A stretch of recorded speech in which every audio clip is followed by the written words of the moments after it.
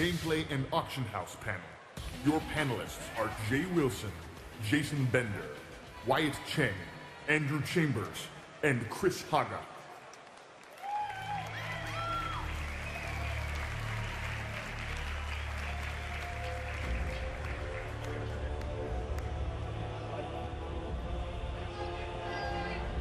I love you too, faceless member. I actually can see your face. Oh, it's Pinto. Hi, Pinto. What's up, BlizzCon? How you doing? You guys ready to talk about some Diablo? Okay. So I have to tell you, the Endless Forces of Hell, they got some plans for you guys. But I have to say, looking around the room, I think you can take them. I think so. So what we're going to talk to you today is the endless amounts of items, class tuning, abilities, and a whole bunch of stuff about how you can take on those forces of hell. So our panelists here today are myself, Jay, I work on Diablo, Jason Bender, Senior Game Designer, Andrew Chambers, Senior Game Designer, Wyatt Ching, Senior Technical Game Designer, and Chris Haga, Technical Artist. So I'm going to go ahead and let Bender get started. Thank you, Jay. Hey, everybody. So I'm going to talk about achievements today a little bit. And you can get achievements in a number of ways. One of those ways is coming to BlizzCon. So congratulations, you got your virtual achievement. So, you know, not all achievements involve you going to LAX and all that jazz. Some of them are a little easier to get. Normally you might be playing through and you kill the Skeleton King. You can get an achievement for that. It allows you to track your progress as you're going through the game, feel good about what you've done, you know, review it. Some of it's a little more crazy. Extreme behavior. We consider it extreme to get a level 60 hardcore character because it's not easy. So, you know, if you do things that are a little tougher in the game, you're going to get achievements for that. And then, of course, absurd shenanigans, because we all love shenanigans. Our German players know about this. They play D2 without putting any armor on. That's pretty absurd. In this case, it might be for beating every boss by punching it in the face without holding a weapon. So that would be something that might get you an achievement. But, you know, what's the point beyond that? They're fun to collect, they let you track your accomplishments, but when you get achievements, they also unlock components for your banner. So your banner is sort of a visual representation of what you've done in the game, of all your accomplishments. The more you achieve, the more components for your banner you unlock. For example, in PvP, you might open some crests. Just playing through the game normally and getting achievements by quantity will extend this pennant, so it gets more stuff on it as you play. Other achievements can change the cloth, the sigil, the accents. And then, of course, if you play a lot of hardcore, the base of your banner will get bigger. And after a while, it can all add up to something pretty cool. So now, these banners are not just pretty, although they are pretty. They also allow you, in co-op, to teleport directly to your friends. So if they're out running around, you don't know where they are, you went back to town to craft something or buy from a vendor, you can just click on their banner and then teleport directly to them. So that's pretty useful. Plus, that's a good way of ensuring that people see your cool banner. That's not it, though. There's some other elements we're adding to make gameplay a little more convenient for you. For example, the Stone of Recall.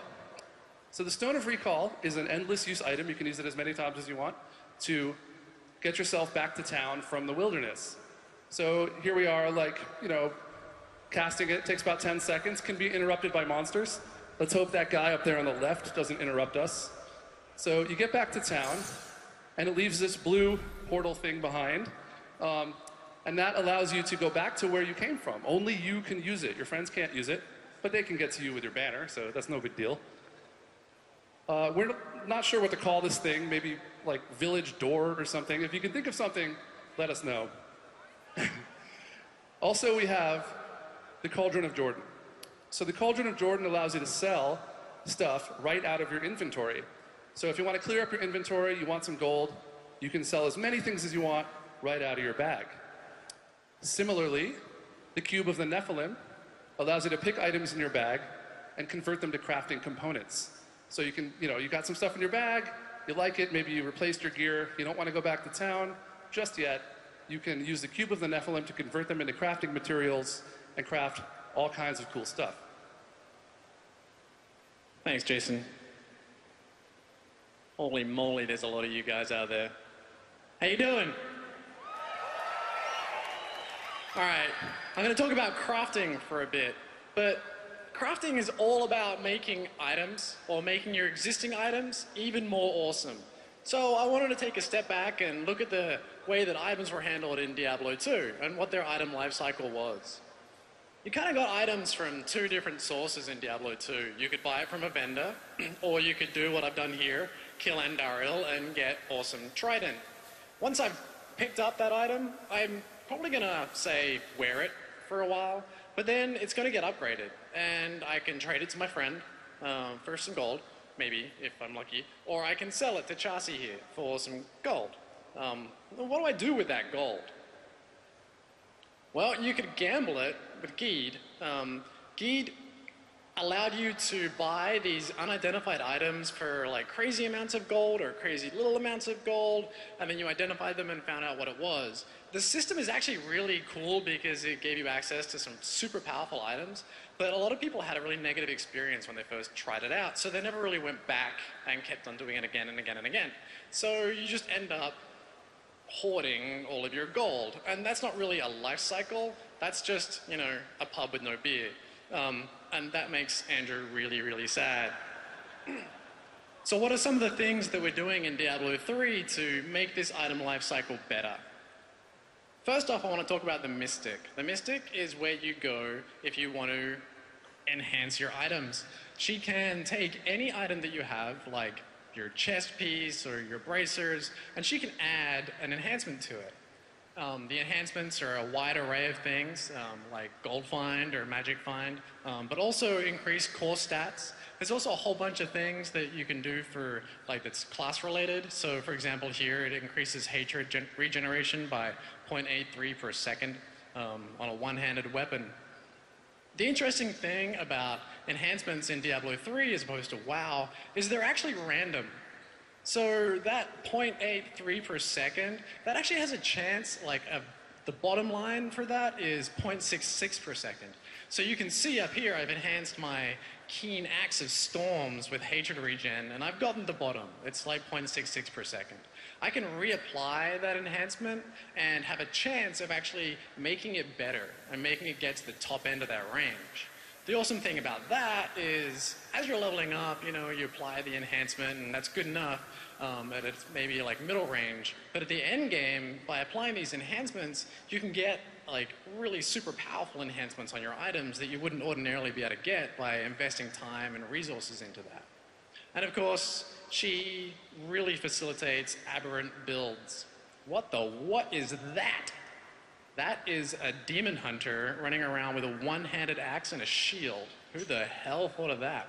We did, because it's awesome, you know? Like, you don't always have to want to run around and play with ranged weapons. Maybe you just want to, like, spam Fan of Knives and Chakram and Vault everywhere and that sort of stuff. And the Mystic can allow you to do that. Ordinarily, you wouldn't be able to get hatred regen on a one-handed axe. But, hey, she lets you do it because she's kind of cool. And she levels up. She has 10 levels. Awesome artwork. We have amazing artists, by the way. Have you noticed? Yeah. She levels up. She has 10 levels. Every time she levels up, she gets more powerful enhancements. And she uses pages of training to level up, which you can get from killing monsters randomly in the world. The next guy I want to talk about is the Jeweler. This guy's Covetous Shen. He's a little bit shady, but if you have anything gem-related, he's the guy to go to. So what can he do? He can combine your gems. In the game, you have like 14 different ranks of gems. Gems can be put in sockets of your items, and they imbue extra properties. So like, you know, you want more experience, you can put a ruby in your helm socket, and that gives you plus X% experience for every kill that you make. The more powerful ones, of course, like are only found and able to be combined, so you're going to have to level him up to get access to those. He can also add sockets to items. This is great. Like, say I'm playing a barb and I'm like really loving precision and frenzy and kicking butt that way. and I get this item, and it's got tons of precision, or sorry, tons of like fury regeneration on it, but I need precision. So I add a socket to it, and then I can put the gem in there, which has the plus precision attribute. He also removes gems from items. This is actually, it's actually pretty cool. Let me give you an example here. Say you're like leveling up, you hit level 60, you've been having that plus experience gem in your helm the entire time, but you're level 60 now. You don't need experience. So you go to this guy, you have him take the gem out, you put the plus 20% life in there, because in Inferno you're going to need it. And then you can send that plus experience gem to your ult and then help level him up faster. Speaking of leveling up, the jeweler also levels up. As he levels up, he gets the ability to combine more powerful gems, higher ranks. He also uses pages of training to level up. So when you're like improving your like artisans, you're gonna have to kind of pick and choose which ones you want to focus on. Fortunately, they're account based, so you know you level up your barb to level 60 and you focus on the blacksmith the entire time. When the demon hunter, you level in, you jump in, and right there and then the blacksmith is already like level 10, and your mystic, you know, you can level her up separately. Talking about the blacksmith, we've spoken a lot about him already. He can forge items and craft, you know, things for you. What we haven't spoken about is he can actually craft legendary and unique set items for you. So these are things that you find in, say, normal difficulty. So here he's like making the Sanity's Edge. It's a legendary two-handed mighty weapon. This has actually come from a plan that you found when you were killing a monster. You took that plan to your blacksmith, you taught it to him, and now you can make that again and again and again. He can also make the unique set items. Now, this is a normal difficulty unique set. You're gonna, you know, find this in the world when you're playing normal. The tricky thing about Diablo is that these items can drop from anything. It's not like you can pick one boss and just go and farm that for your set. So we figured, hey, let's, you know, make it a little bit easier for you guys. And once you get this plan, you can then craft every item in this set to get the set bonus. So here I've crafted Born's Pauldrons, the shoulder pieces, and his Seething Rage, the one-handed sword. I've crafted those so I can wear them and get the set bonus. Makes it way easier. I mean, in Inferno, you're still going to be like farming unique sets and that sort of stuff, but this is just a really great way of ensuring that as you're progressing through the game, you can still get the cool factor out of these things. So how does the Diablo III item lifecycle look with all those added features? Well, when an item's born, it can come from a vendor or from a loot drop. It can also come from crafting or, of course, from the auction house. So what do I do with it? I can wear it. Probably definitely going to wear it if I buy it off the auction house. When I'm done with it, I can sell it. That gives me gold for repairs or for crafting or forging more gear. I can salvage it, and I can actually sell those salvage components on the auction house. I can use them to enhance my existing items. I can put it on the auction house directly, make gold, make money. Who doesn't like that? Or I can trade it. I can help twink out my characters, or I can, you know, give it to my friend and be nice. It's not my style, but, you know, I twink. So what's an example of that? So say I'm playing through the game, and I get a loot drop. I don't really need it, it's not an upgrade, so I decide to salvage it. Salvage it into some components that I put for sale up on the auction house. Someone buys that, win, rock and roll, I made some gold. I keep on playing for a while, and then next week I go and like look on the auction house and see a wicked one-handed axe that's just like perfect for me. I decide to buy that from the auction house. I didn't know that that was actually crafted from the same salvage components that I sold on the auction house a week earlier. That's a life cycle, and that makes Andrew happy. And of course, we have some awesome item artwork that we just wanted to show off. It didn't fit in anywhere else, but these are all the awesome items that you're going to be doing and playing with. Thanks.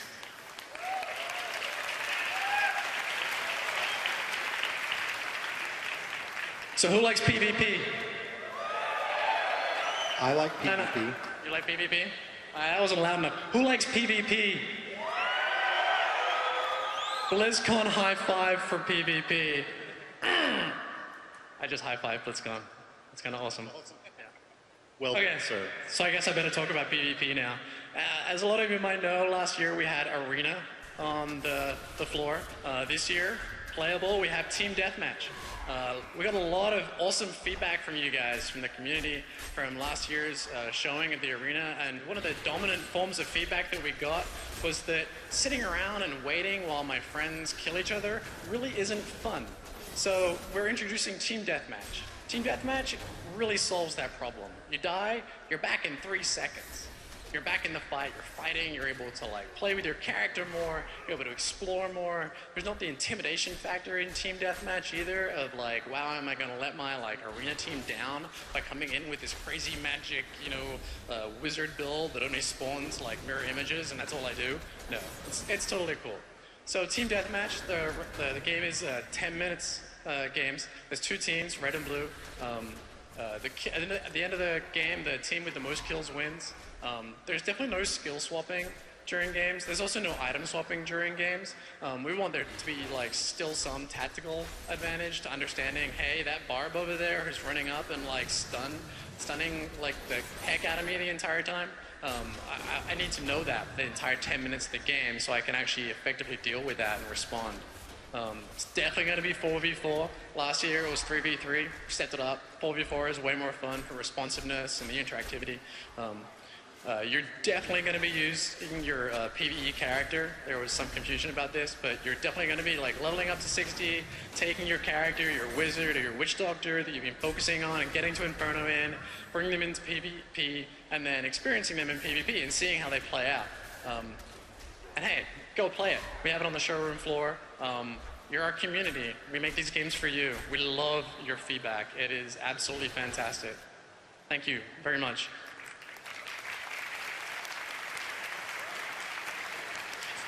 All right, I'm going to talk about the auction house. I hope you guys like UI because there's a wall of it coming at you. All right, so why an auction house? Well, one of the major things and reasons that we decided to do an auction house is because trading is a big focus of the Diablo games. So some of you might know that you get loot in Diablo games and it's kind of a big deal. That loot is randomized. The Diablo system is pretty unique in that everything that drops is got some kind of random element if it's something that you wear on your body. And any monster could drop any item in the world. You don't have to go to a particular monster and do that. But because of that, there's actually really, really low odds that you get the exact thing you want. Even if you get the exact thing you want, the chances that it actually has the best stats that you could possibly get on that item is pretty much, it's almost impossible. And that's really by design. Because Diablo's always been a social game in the sense that you play with and trade with other players. So trading is really the best way to get the best items in the game, and that's always been the case for all the Diablo games. We've focused really heavily on the trading aspect. So given that, you'd think that the previous games would have awesome systems for trading, and if you think that, you'd be wrong. So in Diablo 2, there were a bunch of ways you could trade. There was an in-game interface where you could kind of put items up and you'd stick your item up and somebody else would, and you'd say, well, what do you got? And hopefully it had something good that you wanted. You could throw items on the ground and pray. I wouldn't recommend that. You could go up and post in the chat channels or forums, hoping that someone is listening who has the thing you want or wants to buy the thing you have. It's pretty inefficient and it makes the chat channels not really very chatty. And then you could also go to like third-party websites and buy things with real money. That works fine, except that maybe the transaction wouldn't work, maybe you get ripped off, maybe someone would steal your account. None of those were really great experiences, and we felt that we could do a lot better. So we focused on an auction house because it's really a very well-known, convenient, secure, easy way for people to trade. There's things like the WoW auction house, there's eBay. People understand an auction house, they understand how it works and how to interact with it. So we made the decision to allow players to trade in Diablo 3 the same way that they traded in Diablo 2, with gold or real money. So we're going to let you pretty much trade almost anything in the auction house. If a wearable item, gold, stackable components like crafting items and things like that. So, and this is one of the most important points. We want you to be able to participate for free if you go into the real money auction house. A lot of people have said to us, I don't necessarily have a problem with, the real money or not. I just don't want to open up my wallet. I don't want to give you a credit card. And you know what? That's fine. You don't have to, and I'm going to explain how. This is Timmy the Demon Hunter. Why is he Timmy? Because it amuses me to call a Demon Hunter Timmy. So Timmy needs a new bow. That'd be nice. That bow would be pretty awesome. Venom Husk. Got a lot of blue little statty things on there. We like those. So he goes off in the world seeking his fortune. Oh, does he find it? Nope. Instead, he finds this thing. Wow. 566 DPS, two-hander. Not for him. If he had a barbarian or a barbarian friend, that'd be a pretty good item, but, well, we're going to pretend that Timmy doesn't have any friends because he named his Demon Hunter Timmy. I mean, come on. But he's still happy. He got this really awesome thing, but he wants his Venom Husk. So he's going to go up on the auction house, and he's going to post this up, and he's going to post it up on the Real Money auction house. Now, the important thing is here, he can do this for free, because every week we're going to allow people to have a small number of free listings. And one of the reasons for that is we want you to be able to generate some income and get a balance without actually having to spend any money. So he puts his Overfiend up there.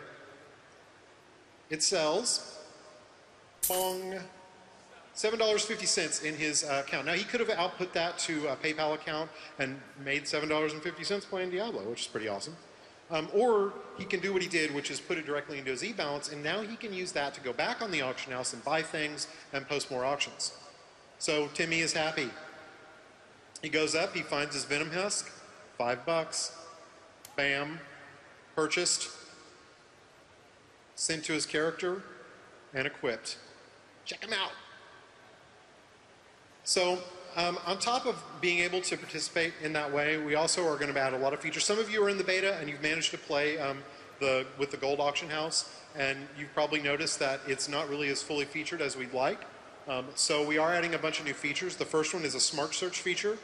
And basically what this does is it takes any character that you want, it'll look at the character and say, okay, you seem to be a barbarian who likes a lot of crit. So we're going to point you at items that do that. And then you can kind of funnel the results and say, these are all the items I want, but I really want precision, I really want lifesteal, so just show me the ones that have those affixes on them.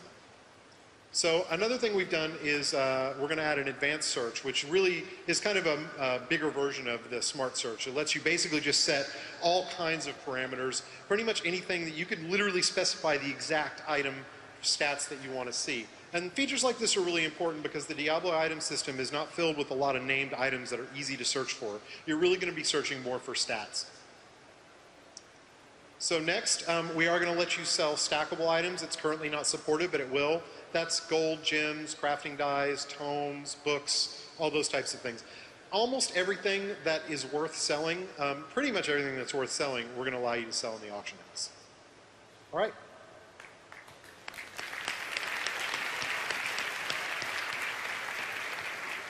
Let's talk about game tuning for a little while. We're getting ready to finalize a lot of the game components, particularly the difficulty in the classes and the monsters. We're making a lot of improvements to the monsters. I'm going to be talking a lot about changes that we've made since the beta, as well as changes that we've made since last year's BlizzCon. For those of you who don't know, a lot of the content for killing monsters in Diablo is based around rares and champions, and they have magical properties like Electrified or Plagued, Teleporter, Desecrator. We have a couple of new affixes that we've been putting into the game over the last few weeks. One of those new ones is actually on display in the video over here. It's called Mortar. Mortar is, the monster has the ability to lob these grenades. We felt like a lot of the affixes that are currently in there penalize melee much more than ranged, things like Electrified and Plagued. So Mortar actually shoots grenades a minimum distance. So if you're, let me go back on that. If you're a melee character, the grenades will actually fly right over your head. Moving on to some passive skills, we're going to talk about the classes. A lot of the focus has been on making passives good. We've had feedback that some of the passives are interesting, but some of them aren't so interesting. Some of the classes don't all seem to have equally interesting number of passives. Here's one of the new passives that we've got for the Barbarian. One of the things about passives is they actually serve a number of purposes. Some people want passives that support specific builds. Some people want passives that introduce cool new visual elements. In this case, we felt that it was important for a barbarian to be able to have a defensive build option, and we also felt that it might be instructional for players who aren't sure if a barbarian could be built in a tanky sort of way, so we have this new passive Nerves of Steel to help support that playstyle. Some of our other passives, this one's on the Witch Doctor, Fetish Sycophants. It summons one of the little fetish helpers to fight along your side, and this happens anytime you cast a physical skill. It's things like Poison Dart or Plague of Toads, 3% chance in every cast, so that's a really popular passive internally as well. Another passive I have here is Combination Strike. So if you guys remember the Spirit Generators, this one's a monk skill. In the past, we've called them combo skills. Combo skills, Spirit Generators, sort of interchangeable. In this case, if you use multiple different Spirit Generators together, you get a DPS increase. And the more Spirit Generators you combine together, the larger the increase. I'm going to go through some of the classes now and talk about them. Oh, sorry, one more thing.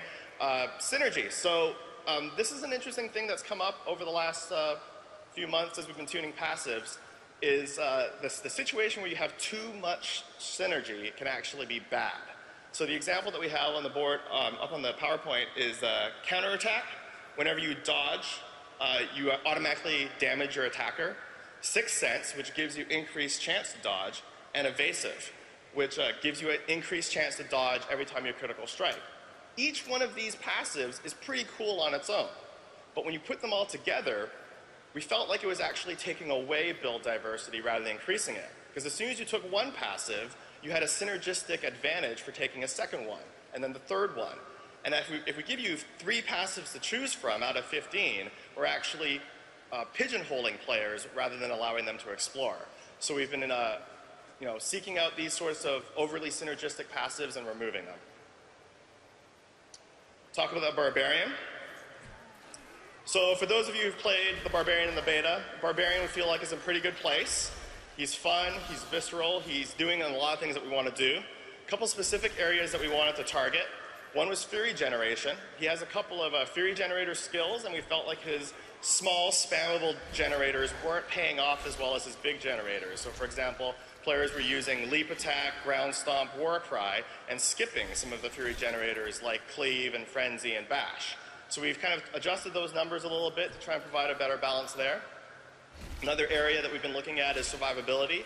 You didn't see it so much during the level 1 to 12 game, but as you started to get into higher difficulties, Nightmare, Hell, Inferno, we really found that Barbarians were having trouble staying in melee. The Barbarians need to be in melee range to do damage, and without the survivability, they just weren't able to do that. So we've been looking at survivability, like I said, the passive earlier on. We've been also looking at the Barbarians' base stats, and just looking to kind of make them a little tougher overall. The Wizard, also in a good place. For those of you, again, who've been following along, we have a set of skills that were called academic skills. We've renamed those to signature skills. It's the same idea. Basically, as you level up, the skills become cheaper. Eventually, they become free. We really like how that's playing out. Overall, the Wizard's feeling pretty good. One of the areas that is a concern for us is whether or not it is worthwhile to use a signature spell when you're out of arcane power, and whether or not it's worth using a non-signature spell to spend your arcane power. So we've been tweaking those numbers to make sure players feel like they actually have different reasons to use different spells. And finally, one of the major changes that we've been making is all of the Wizard and Witch Doctor spells have been converted over to do % weapon damage. A major reason for this is we really felt that the casters needed to value their weapon more. People were finding weapons and looking at it and saying, well, I don't really care about the stats on this sword because my skills don't use it. So it's all based on weapon damage. One of the questions we get all the time is, well, then should my Wizard just use a giant two-handed mace? Because I don't want to hold a two-handed mace. Well, in addition to being based on weapon damage, we also use the weapon's speed to determine your casting speed. So if you use like a wand or a fast dagger, then you'll actually cast faster as well. Talk a little bit about the Witch Doctor. Witch Doctor lover over here. One of the questions we get also is about mana. People have noticed that in the beta, mana seems to be unlimited. This, in the beta, is absolutely true. The mana gameplay that we want, mana is the only resource that's returning from Diablo 2. So what we're doing with it is we're providing multiple mechanisms for the Witch Doctor to recover mana. In this case, one of those will be passives. There's a number of passives that have to do with mana regeneration. There's also runes, and some of the runes will help out with mana regeneration or making some of the skills cheaper to cast. And then there is items. You get mana regeneration and items. The goal here is that players will choose a mix of different avenues to supplement their mana regeneration. So one Witch Doctor might decide to use a number of skill runes as their source of mana regeneration. Others might rely on gear. Another might take passives. Some Witch Doctors might actually do all three and go way overboard. Now the question is, will that Witch Doctor who just puts everything into mana recovery have unlimited mana? And the answer is actually yes, because we want lots of customizable builds. The Witch Doctor who decides they don't want to have to mess around with mana and overloads on it will probably sacrifice some offensive ability or utility to do so, but will at least get to play in a way that's fun for them. Unfortunately, a lot of this play isn't really evident in the beta.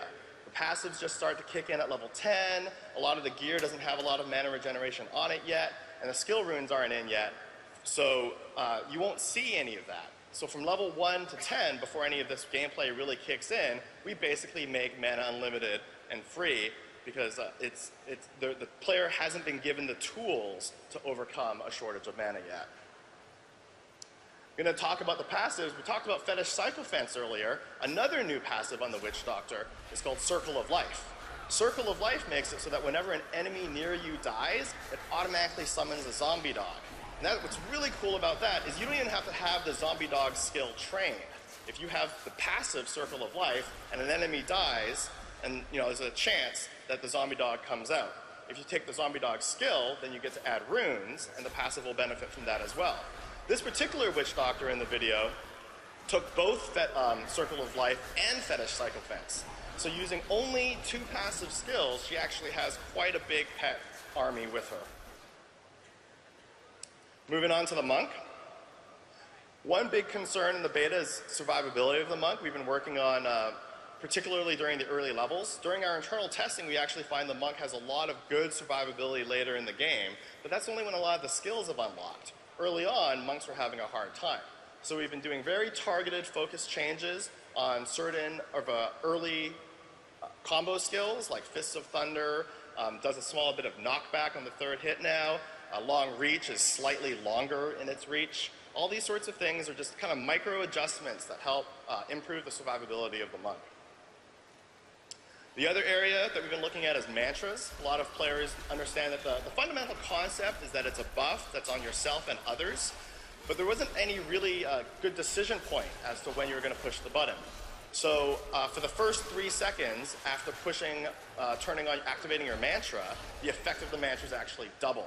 So for example, if you have a mantra that increases the damage taken by all enemies near you, at the time that you push the button, now the effect of that mantra is doubled, and you can actually unleash some of your high cooldown powers, 7-sided strikes, stuff like that.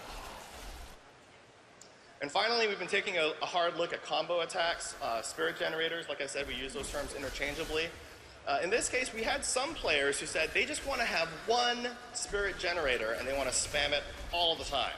And then we have other players who say, well, actually, I really like the idea of combining the two. And so that's been kind of a delicate balance, trying to support both styles. I mentioned the passive earlier. So we've been really looking at changing the timing, changing the structure, to basically make it possible to combine them, but not mandatory. And finally, with the Demon Hunter. For those of you who don't know, the Demon Hunter is based around a dual resource system of both Hatred and Discipline. Hatred is an offensive resource, and Discipline is a tactical resource. We're moving over to a system of using both Hatred generators and Hatred spenders. The idea is that really in the beta, you're always out of Hatred. You're like shooting, you use up all your Hatred, and then all of a sudden now you have to use your normal attack again. And that just wasn't very fun. So now we've divided up all the Hatred skills. Some of them generate Hatred. Those tend to be more utility-oriented skills or plinking skills. And then we have Hatred spenders. These tend to be your big bombs or have extremely strong effects. Another area that we've been looking at for the Demon Hunter is snares. The Demon Hunter is a ranged class, and we really wanted to make sure the Demon Hunter had tools to keep enemies at range. We considered adding additional root, and we've used that in small amounts, but we didn't want to give the Demon Hunter too much stun. That's not really part of her kit. So in this case, we've strengthened all of her snares. Just like a couple percentage points, but it actually makes a huge difference. And when you're actually playing, you can really keep those enemies at bay. Finally, we've been cranking up the awesome on all of the classes. What do I mean by that? Well, sometimes we're really happy with the mechanic and how something's playing out. Maybe we like the mechanics and the numbers of how our skill works, but for whatever reason, it's not delivering on the visceral fantasy. And so we've been working a lot with our technical art department to basically amp up the visuals, amp up the feel, amp up the effects, so that the skill still functions mechanically the way we want, but has a lot more appeal.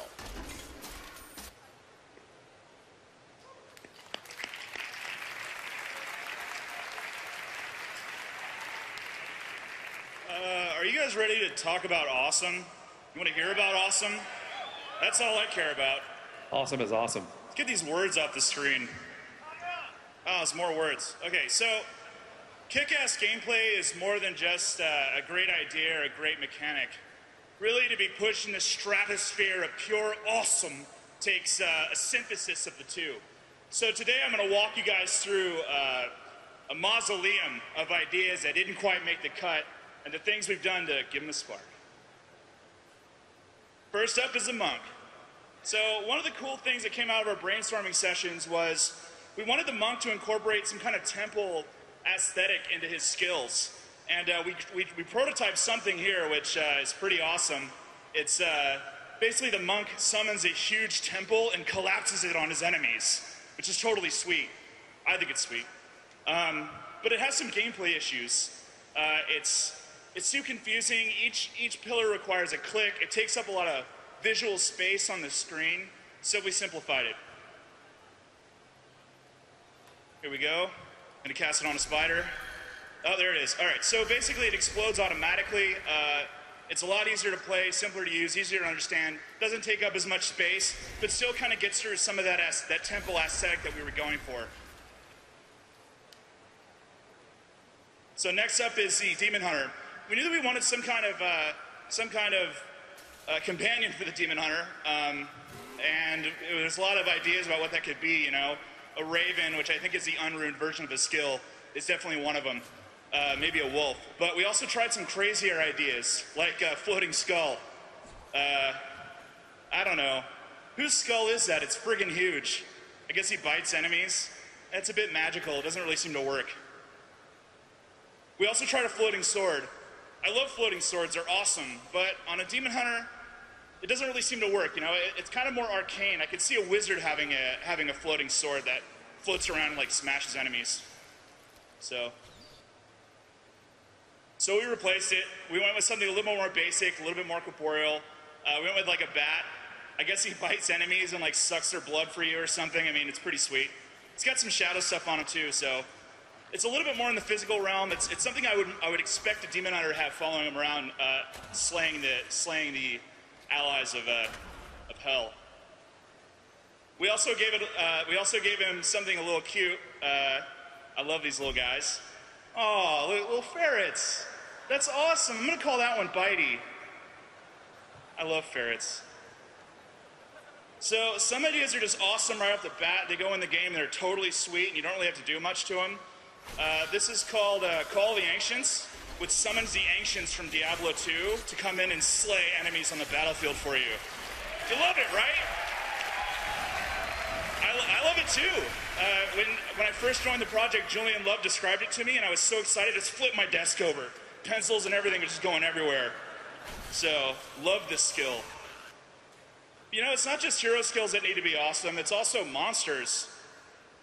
I mean, monsters have got to be awesome, so you feel more awesome for slaying them. So first up is the Goatman Shaman.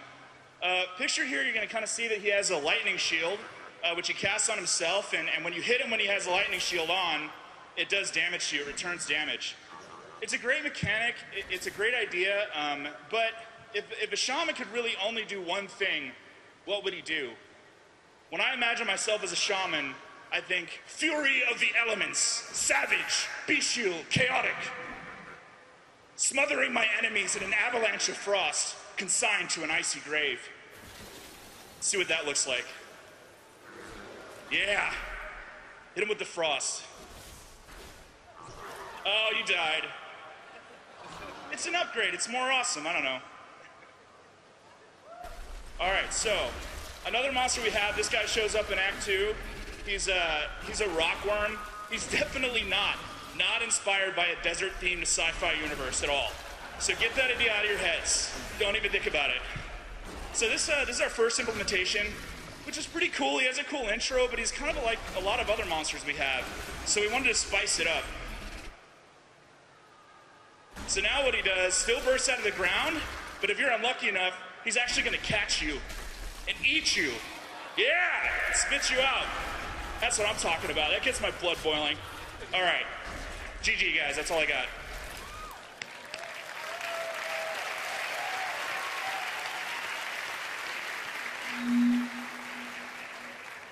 Ow.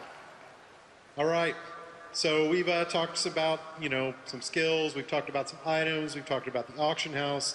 Let's talk about all the stuff that's going to kill you. So there's 4 difficulty levels in Diablo 3. Normal, Nightmare, Hell, and Inferno. You progress through those in a kind of linear order. I'm going to talk a little bit about each one of these. Well, more about normal and then more about Inferno. So normal. This is really the beginning of the game. It's Act 1 is kind of our tutorial. One of the things that at Blizzard is our general philosophies is we don't like kind of standalone tutorials very much. We don't like, showing up and having like somebody show up and give you a wall of text that you have to read. We just want you to go kill stuff. We want you to learn how to play the game by playing it. So as a result, kind of the early part of Act 1 is pretty easy.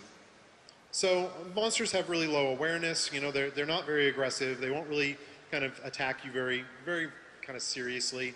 They don't attack very fast. They have a tendency to stand around. They're a little ADD.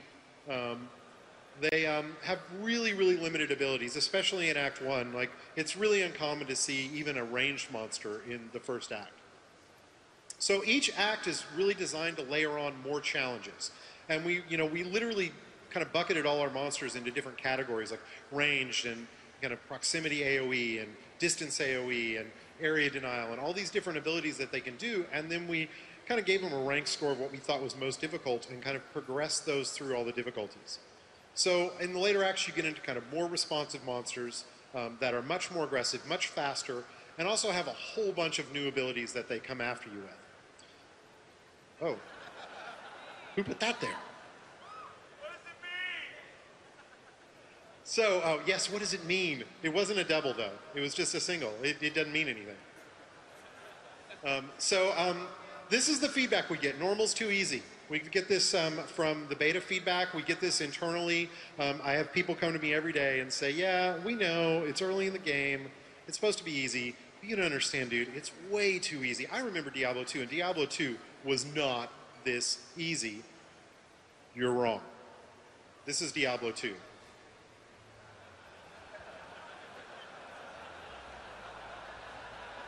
Yeah. I think she's going to get hit in a second. Oh, no, he missed. Oh, she got hit. Okay. Oh, she took some damage. I think she's going to be okay, though. So, this is on purpose. Because early on, I know we're awesome. We're great at games. And because of that, if you're hardcore like we are, this stuff's too easy for you. But it doesn't really matter because, those of you who are in the beta, you're kind of trapped in the really low, kind of easy content. But you're going to blow past this so quick and get into the other difficulties. And, we're going to talk about that a little today. Our challenge as game developers is to try and make the game approachable for casual players, but still interesting for serious gamers, and build a game that's got depth. There's a really important point here. Hardcore games for everyone is what Blizzard does. It's what we've always done. So one of the things that people say to us is the game feels really, really easy in the early game. Are you just making the game for casual players now? And we say, no, we're making the early game for casual players because we want to turn them into hardcore players. And because we do that is why we have so many wonderful people here today. And that's what we're going to keep doing. Thank you. That being said, I'm sure some of you are going, yeah, but come on, is it really hard? Like, how hard is it? It's not really hard, is it? You got soft. It's not that hard. Well, you're not going to believe anything I say. I'm going to be like, yeah, it's super hard, whatever. So one of the things we asked some of the guys on the team to do, we got a whole bunch of people on the team who are playing the harder difficulties now, and we've asked them to do a little bit of a testimonial so you guys can see how hard the game really is. So you've got normal difficulty, you've got Nightmare, Hell, and Inferno. Normal mode was pretty casual. It was very fun, you're one-clicking, having laughs. Once you get into like Nightmare mode, it starts kind of turning into all business. Like, whoa, whoa, whoa, like that thing just killed me. The game really starts, for me anyway, at Nightmare. Once you go into Hell difficulty, it starts getting really hard. And then you beat that, and you thought that was hard, and then you get to Inferno, and you just have a whole new set of challenges. That first rare monster pack is basically going to own you. You really have to watch your defensive stats, and at the same time you're trying to build up your magic find, and it's hard because you have to. It's a fine balance. You're going to really need to use your gems and your enchants to really boost up your defense just to survive and not get one-shotted. Sometimes just the AoE damage will almost kill you instantly. The whole thing's about surviving. You're not going to do any good to anybody dead. When you just rush into a boss in Nightmare and above, they will kill you so quick. Man, the biggest drop I want is gold.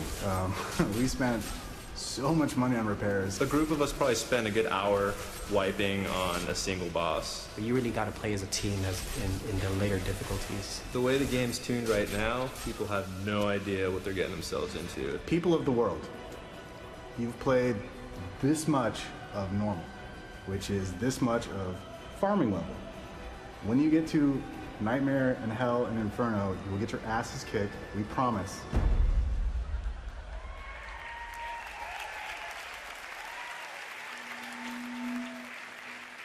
I don't know what's doing that. I'm doing it somehow. Power of my mind, I guess. So higher difficulties, what are those all about? What are we going to do there? How are they going to be different than the normal difficulty? And that's what I'm going to tell you. So Nightmare, Hell, Inferno, these are our higher difficulties. A lot of the things we focus on in these higher difficulties is things that we can do to add depth to the game. So new item affixes. So one of the things that we found is that the Diablo item system is pretty dense. It's a pretty hardcore system. And so we've actually decided to go ahead and pull a lot of the item affixes that say don't matter that much in normal difficulty and just push them to the higher difficulties and not even bother in normal. I mean, a lot of you probably remember Diablo II and you'd get, resistance items gear in normal difficulty and you didn't even care because resistances in normal difficulty, it's not that hard to stay alive in normal. So those are the kinds of affixes that we pushed up. And by pushing those kind of out of normal difficulty, what we do is we introduce new attributes in higher difficulties, which adds a lot of depth to how you build your character and really increases the item game. So one of the other things we do is focus a lot on rares and champions. Rares and champions are basically randomized monsters. We can take kind of any monster in the game and then we have a bunch of different powers that we give to them that get kind of randomly assigned. So, I think I went too fast. So rares and champions early in the game, they've got kind of 2 powers in normal difficulty. In Nightmare, they can get up to 3 powers, and in Hell and Inferno, they can get up to 4 powers. And we also have a whole bunch of powers that don't even start showing up till you get past normal difficulty. And a lot of these powers really introduce new mechanics. So, and this is probably the best example when people ask us how much have you really built the game for the higher difficulties. 70% of the items in the game don't even show up until past normal difficulty. So these are some examples of just some of the high-end gear that you can get in some of the higher difficulties. So Inferno, this is our new difficulty that we announced a few months back. It's basically a maximum level difficulty. Once you reach maximum level, you can go to Inferno, and it's meant to be content that's always challenging, that you can never truly out-level. So we get this question all the time, can I solo Inferno? And the answer is yes, you can solo Inferno. And the reason for that is that we've always viewed Diablo as a cooperative game for fun. We don't require you to do cooperative play to get into the content. And I'll get into why in a little bit. We're also doing multiple tiers of items in Inferno. So tiers is really kind of a term that's not typically used with Diablo games, but it's more of a WoW term, but it's kind of an easy kind of transfer of ideas. Essentially, there's multiple tiers of items that appear in Inferno that are increasingly more rare. So the idea is once you get into Inferno, that first tier of new items you'll start seeing more regularly, but that second and final tier are much, much harder to get. And so it really increases the depth of the item game at that level. So, and rares and champions are really going to be the best loot in the game. And one of the things that we're trying to avoid in Diablo 3 is boss runs were fun in Diablo 2, but they got monotonous after a while.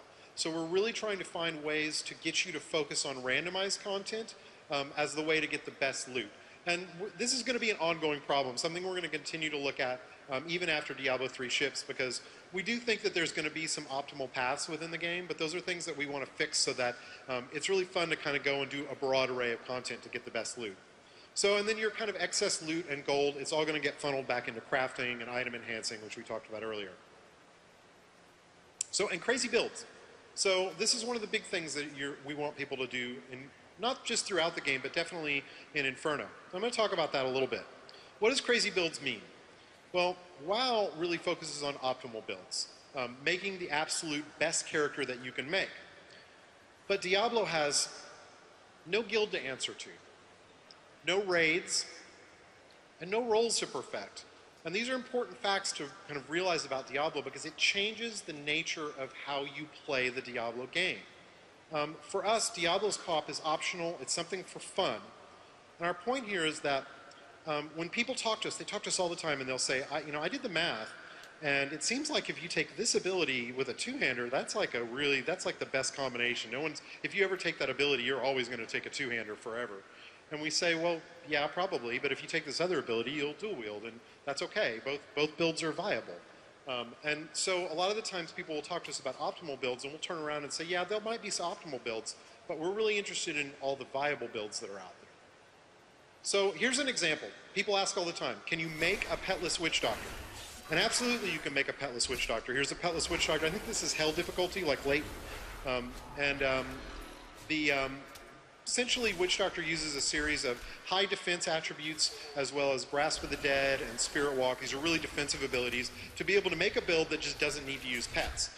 This is kind of an unusual build for a Witch Doctor, but it's completely viable. So here's my favorite, Melee Wizard. I like to hit things.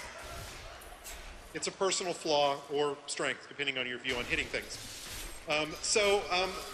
The wizard basically can do this by using a lot of kind of up-close AoE abilities, some really strong defensive abilities like Diamond Skin, to essentially make a character that can be up-close and personal. And that's, again, not a common build for a wizard, but a viable one. So why? Why viable over optimal? Why are we even talking about this? So Diablo has tons and tons of customization. We did the math on the new skill systems with the combination of passives and runes. And we threw a crazy number out a few years back of like 69 billion. We're really more in the area of 2.8 trillion. Yeah. Trillion builds. So that's a lot of builds. And why? Why so many builds? Because customization is self-expression. And if you have to build a character to be perfectly optimized, that's not really going to allow you to customize that character. So our job is to make sure that, yeah, while there might be some best builds, there's tons and tons of viable ones. It's totally okay for there to be best builds. It's totally okay for someone to go, you know what, I made this barbarian and he's got like 0.5% more damage than any other build you can possibly make. And you know what, there's nothing wrong with that. Unless that number becomes, oh, this barbarian's like 50% more powerful. So if we can get enough builds into that range of these are all viable, they can play at the max level, it means you can play the character you want to play at max level and not be beholden to anyone. So what we say is go out, have fun, be free, and make the Diablo character you want to make.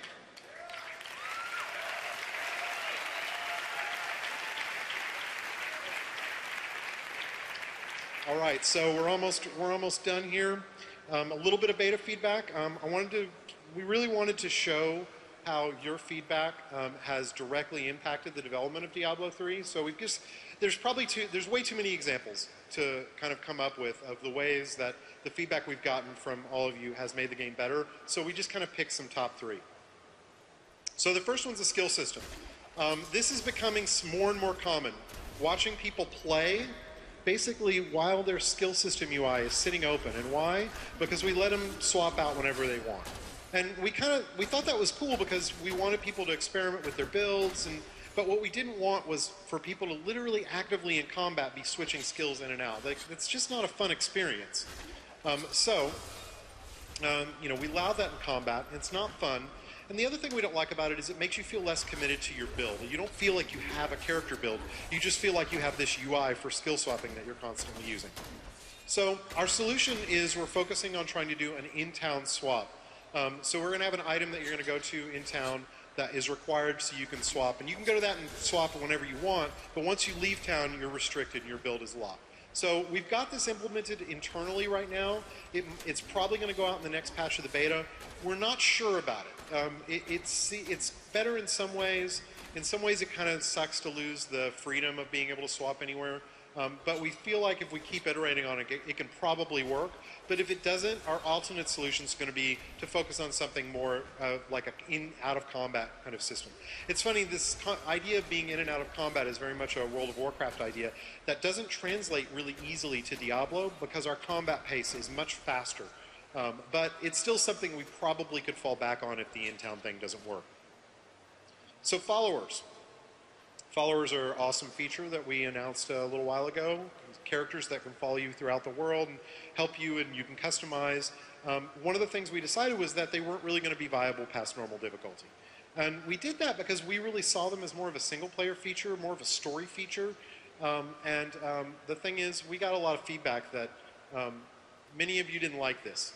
Matter of fact, a whole lot of you didn't like it. So we changed our minds. So followers are now going to be in-game viable, so you'll be able to use them to customize your build and bring them with you out in the world.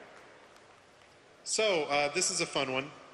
We posted our items up on the Blizzard website a while ago, and a lot of that stuff is really temp, so take it with a grain of salt. Like, we're really still very much in itemization's one of the kind of last things you get kind of hardcore on.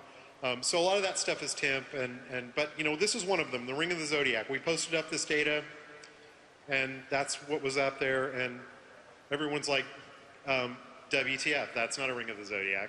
We played Diablo II, we know what a Ring of the Zodiac is, and that ain't it. So, fixed. So, thank you. We'll try and keep on anything we bring back. We'll be a little better about that. All right.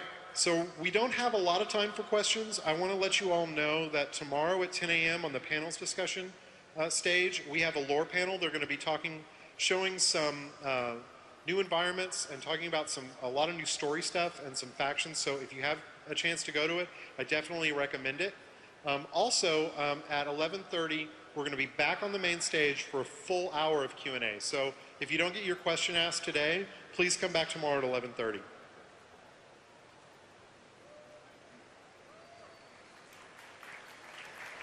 Thank you. No. Where are you going? Come back here. There you go. I think we only have time for one, is what the thing in my ear is telling me. So this gentleman stepped up. So Chad's the villain. He's the reason we can only have one question. No. My name is Jay. Here we go. Are the amount of free postings for cash items on the auction house going to be limited by a day-to-day basis, weekly or monthly? It's going to be weekly. We don't know exactly how many we're going to do, but it should be enough to be able to do a good amount every week, and then it'll refresh on a day that someone who is not me will choose. Thank you. All right, guys, I'm sorry. That's it. Thanks for coming out.